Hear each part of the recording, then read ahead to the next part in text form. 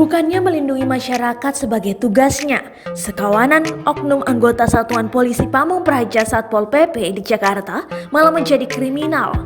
Mereka justru membobol mesin ATM.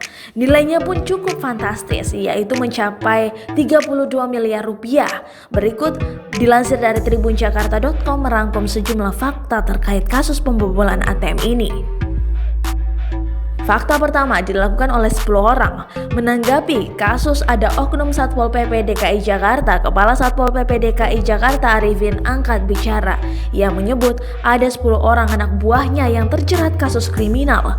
Lebih kurang hampir 10 orang ada dari Jakarta Selatan, Jakarta Timur, dan Jakarta Barat, ucapnya Senin 18 November 2019. Kini, ke-10 anggota Satpol PP itu dijelaskan Arifin sedang dalam pemeriksaan intensif pihak Polda Metro Jaya. Namun, menurut pemberitaan terakhir ada 12 anggota Satpol PP DKI Jakarta yang diduga melakukan pembobolan ATM. Fakta kedua, ambil uang saldo tak berkurang.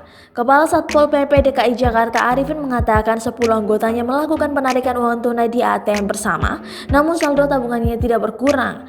Informasi yang saya dapat, mereka mengambil uang di ATM bersama bukan ATM Bank DKI, tempat mereka mendapatkan gaji, kata Arifin. Hal ini pun dilakukan oleh sejumlah anggota Satpol PP beberapa kali sejak bulan Mei lalu, sehingga kerugian yang diderita Bank DKI mencapai 32 miliar. Untuk itu, Arifin menampik bila tindakan yang dilakukan oleh anak buahnya itu dikategorikan sebagai tindak pidana pencurian uang atau TPPU. Pasalnya, tindakan yang mereka lakukan didasari rasa ketidaktahuan lantaran saldo di tabungan Bank DKI mereka tidak berkurang meski telah diambil. Sekali lagi saya luruskan, tidak ada itu pencurian uang dan korupsi. Mereka ambil uang tapi saldo tidak berkurang, ucapnya. Bahkan Arifin pun mempertanyakan sistem pengamanan nasabah milik Bank DKI itu. Fakta ketiga, 2 oknum berasal dari Satpol PP Jakarta Barat. Kepala Satpol PP Jakarta Barat Tamo Sijabat menyebut ada 2 oknum anggotanya yang terlibat dalam dugaan pembobolan ATM menggunakan kartu Bank DKI. Selain MO yang sudah mengakui keterlibatannya dalam kasus tersebut, Tamo juga menyebutkan ada juga oknum Satpol PP di Jakarta Barat berinisial T yang diduga terlibat. Tamo menuturkan berbeda dengan MO, saat ini T sudah mengembalikan uang yang pernah diambilnya dengan cara tidak resmi. Kendati demikian, Tamo memastikan kedua oknum tersebut yang merupakan pegawai tidak tetap telah dibebas tugaskan. Artinya, mereka sudah tak mendapat fasilitas termaksud gaji dari Pemprov DKI Jakarta.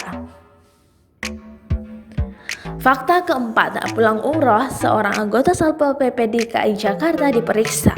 Seorang oknum Satpol PP wilayah Jakarta Barat berinisial M hari ini direncanakan menjalani pemeriksaan di kantor Satpol PP DKI Jakarta. Pemeriksaan tersebut terkait dugaan pembobolan ATM bersama oleh sejumlah oknum Satpol PP DKI Jakarta.